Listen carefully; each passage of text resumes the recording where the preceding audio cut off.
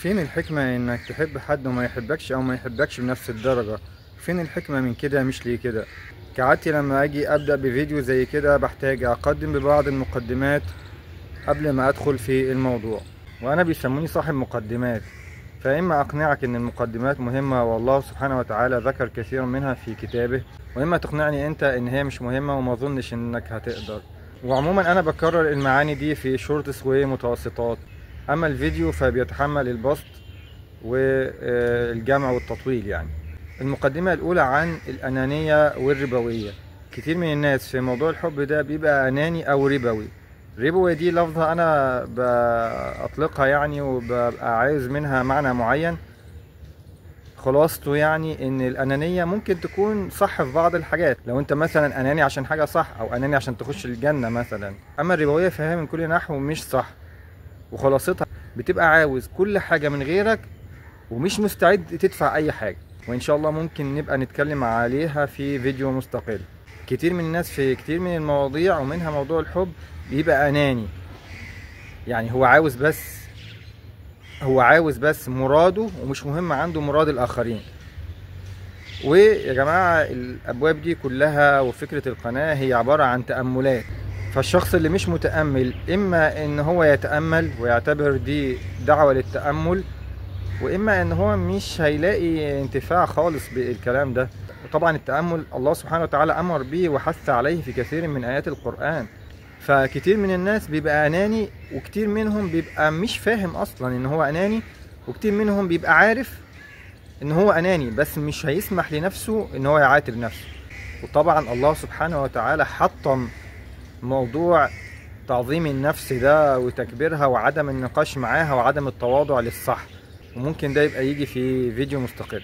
فلازم تاخد بالك من النقطة دي، نقطة الأنانية في الحب أو الربوية في الحب. وطبعا مش محتاج أذكر أدلة على إن ده غلط، ده شيء واضح كالشمس، ورغم كده ممكن ما نتكلم على ده برضو في فيديو مستقل. النقطة التانية نقطة الإكراه والحرية في الحب. يعني هو دلوقتي أناني أو ربوي في الحب، بعد كده يعمل إيه بقى؟ يستخدم الإكراه، يكره غيره على انه يحبه، لان هو لازم يحقق ده، لازم يحقق انانيته، لازم يحقق ربويته في الحب، فيستخدم الاكراه. وطبعا ده من الغرائب، يعني انت ازاي هتكره شخص على انه يحبك؟ عشان كده هتيجي النقطة الرابعة، الحمق. عنده استعداد عادي انه قدامه يمثل عليه ان هو بيحبه عادي، ولكن المقصود هنا الاكراه. والحرية، الحب يا جماعة حرية، ولذلك كان الناس في زمان رسول الله صلى الله عليه وسلم يتحرون بهداياهم يوم عائشة، يبتغون مرضاة رسول الله صلى الله عليه وسلم. ليه؟ لأنهم عارفين إن اليوم ده أحب يوم إليه، فأكيد هيكون مرتاح أكتر، فلو يبعتوا ليه الهدايا في اليوم ده. شوفوا الحرية، يعني المجتمع كله عارف، ومش عارف بس ده كمان شوف بيلتمس إيه. فشوف الحرية والانطلاق. شوف هنا عندنا التقييد، ومعنى بسميه السجن في الحب. وانت اصلا قلبك مش بايدك، يعني لما شخص يحب حد قلبه مش بايده، ازاي تجبره؟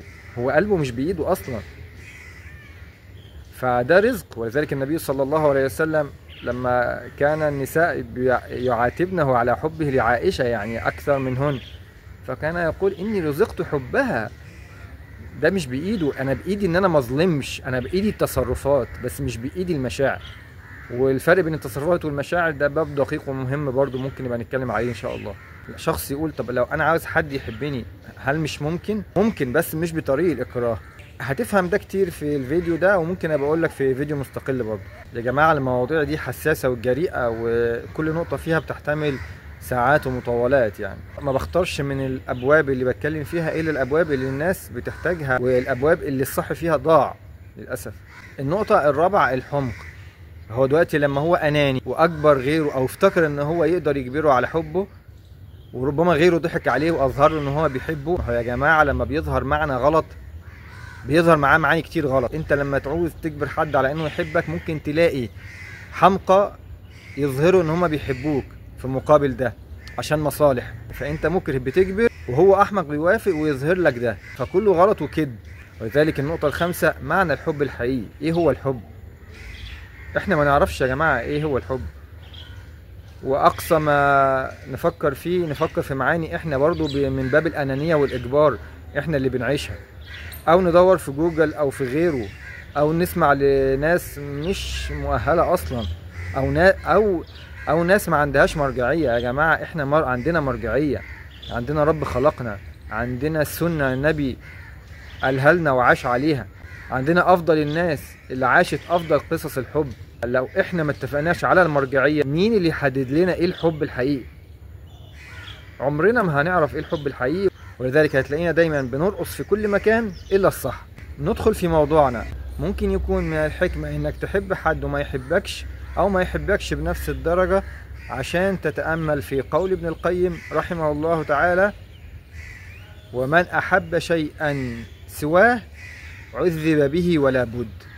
يعني من أحب شيئا سوى الله، أو من أحب شيئا بغير هدى من الله، عذب به ولا بد. وطبعا جملة ابن القيم كبيرة: ومن أرضى غيره بسخطه أسخطه عليه ولا بد، ومن خاف غيره سلط عليه ولا بد، ومن آثر غيره عليه عذب به ولا بد، ومن اشتغل بغيره كان شؤما عليه. المقصود ومن أحب شيئا سواه عذب به ولا بد. انت لو حبيت حد بطريقة غلط، عمرك ما هتحبه الحب الحقيقي، وعمرك ما هتكون مرتاح. عذب به ولا بد، وده طبعا طافح مشهور محدش يقدر ينكره. طب تعمل ايه عشان تخلص من ده؟ تفكر ازاي تحبه الحب الحقيقي، الحب الصح. ولذلك لازم تعرف هو ايه الاول وتمرن نفسك عليه. النقطة الثانية والثالثة قول النبي صلى الله عليه وسلم: القلوب بين إصبعين من أصابع الرحمن يصرفها حيث يشاء. وقال الله عز وجل: إن كل شيء خلقناه بقدر. وقال الله عز وجل: وكل شيء عنده بمقدار. وقال الله عز وجل: وما أمرنا إلا واحدة كلمح بالبصر. فالله سبحانه وتعالى قادر على الشخص اللي انت عايزه يحبك يخليه يحبك، او قادر على ان هو يشيل حبه من قلبك فما تتعذبش. فالجأ لربك سبحانه وتعالى وخد بالاسباب الصحيحة واعرف معنى الحب الحقيقي.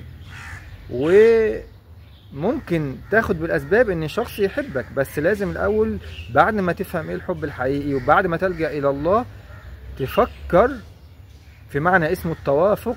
هل الشخص ده اصلا شخص ممكن يتحب، ممكن يحبني، ممكن احبه، ولا اصلا ده احنا مختلفين مش هنحب بعض؟ ومعنى التوافق ده معنى كبير ممكن نبقى نتكلم عليه برضو في فيديو مستقل. النقطة الرابعة ممكن يكون من الحكمة عشان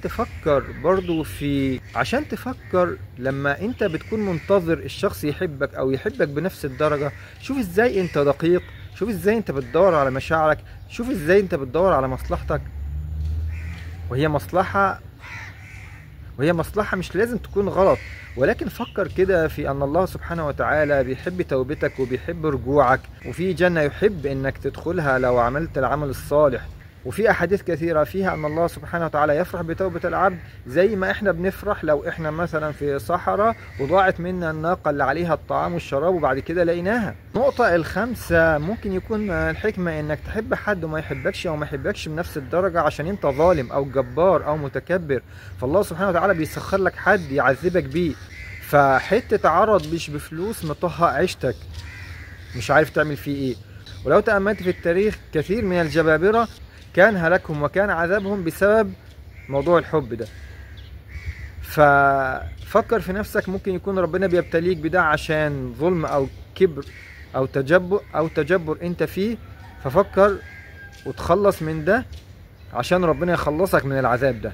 وممكن اختم بنقطتين كده بسرعة. النقطة الاولى: المقصود بالحب الحقيقي كل الحب، من اول حب الله عز وجل، حب الرسول صلى الله عليه وسلم، حب الانبياء عليهم السلام، حب الدين، الى حب الصحابة، بعد كده حب المؤمنين، بعد كده حب الاقارب، حب الاب والام، حب الاخوات، الى ان نصل الى حب الزوجين وحب الاصدقاء.